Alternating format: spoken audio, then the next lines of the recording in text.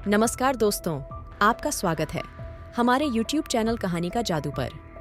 आज हम आपको एक अत्यंत रोचक और शिक्षाप्रद कहानी के साथ लेकर आए हैं, सिंहासन बत्तीसी, भाग 5। दोस्तों, आज हम आपको 5वीं पुतली लीलावती, विक्रमादित्य की दानवीरता की भावना की एक रोमांचक कहानी के बारे में बताएंगे। 5वीं पुतली लीलावती, जिसकी कहानी विक्रमादित्य दानवीरता तथा त्याग की भावना के प्रसंगों पर आधारित है, जो हमें अनगिनत सिखाएं देती है। चलिए इस रोमांचक कहानी में संवेदनशीलता से समाहित हों, तो बिना किसी देरी के शुरुआत करते हैं। 5वीं पुतली लीलावती ने भी राजा भोज को विक्रमादित्य के बारे में जो कुछ सुनाया, उससे उनकी दानवीरता ही झलकती थी। कथा इस प्रकार थी। हमेशा की तरह एक दिन विक्रमादित्य अपने दरबार में राजकाज निपटा रहे थे। तभी एक ब्राह्मण दरबार में आकर उनसे मिला। उसने उन्हें बताया कि उनके राज्य की जनता खुशहाल हो जाएगी और उनकी भी कीर्ति चारों तरफ फैल जाएगी अगर वे तुला लग्न में अपने लिए कोई महल बनवाएं। विक्रम को उसकी बात झंझ गई और उन्होंने एक बड़े ही भव्य महल का निर्माण करवाया। कारीगरों ने उसे राजा के निर्देश पर सोने चांदी, हीरे जवाहरात और मणि मोतियों से पूरी तरह सजा दिया। महल जब बनकर तैयार हुआ तो उसकी भव्यता देखते बनती थी। विक्रम अपने सगे संबंधियों तथा नौकर चाकरों के साथ उसे देखने गए।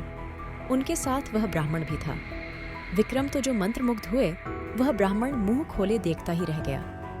बिना सोचे उसके मुंह से निकला, काश इस महल का मालिक मैं होता। विक्रमादित्य ने उसकी इच्छा जानते ही झट वह भव्य महल उसे दान में दे दिया। ब्राह्मण के तो मानो पांव ही जमीन पर नहीं पटेटियाच रहे थे। वह भागता हुआ अपनी पत्नी को यह समाचार सुनाने पहुंचा। इधर ब्राह्मणी उसे खाली हाथ आते देख कुछ बोलती, उससे पहले ही उसने उसे हीरे जवाहरात और मणिमुक्ताओं से जड़े हुए महल को दान में प्राप्त करने की बात बता दी। ब्राह्मण की पत्नी की तो खुशी की सीमा न रही।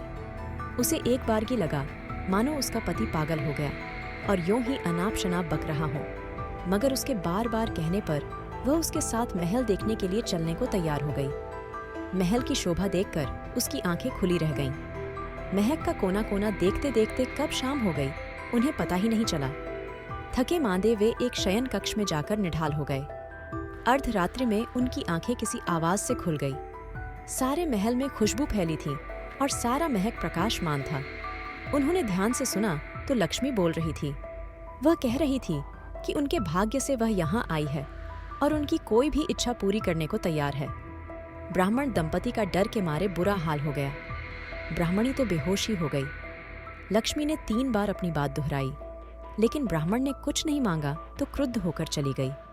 उसके जाते ही प्रकाश तथा खुशबू दोनों गायब। काफी देर बाद ब्राह्मणी को होश आया तो उसने कहा, यह महल जरूर भुतहा है, इसलिए दान में मिला। इससे अच्छा तो हमारा टूटा फूटा घर है, जहां चैन की नींद सो सकते हैं। ब्राह्मण को पत्नी की बात झंझ गई। सहमे सहमे बाकी रात काटकर तड़ेर के ही उन्होंने अपना सामान समेटा और पुरानी कुटिया को लौट आए।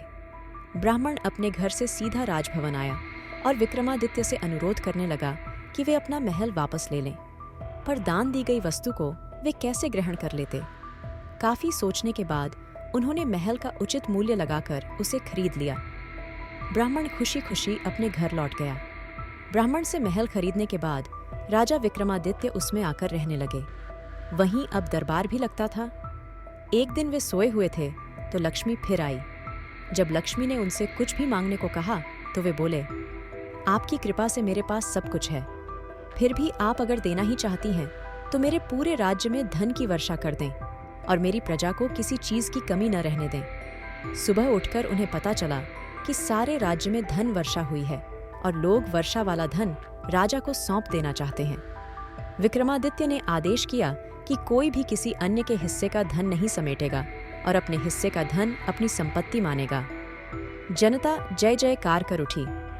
तो यह रही हमारी आज की कहानी, सिंहासन बत्तीसी, भाग 5 लीलावती, विक्रमादित्य की दानवीरता। अगर आपको यह वीडियो पसंद आया हो तो लाइक करें, शेयर करें और हमारे चैनल को सब्सक्राइब करना न भूलें। अब हम मिलते हैं अगले वीडियो 6ठी पुतली भाग 6 रविभामा, विक्रमादित्य की परीक्षा, सिंहासन बत्तीसी की कहानी में मिलेंगे। तब तक के लिए धन्यवाद।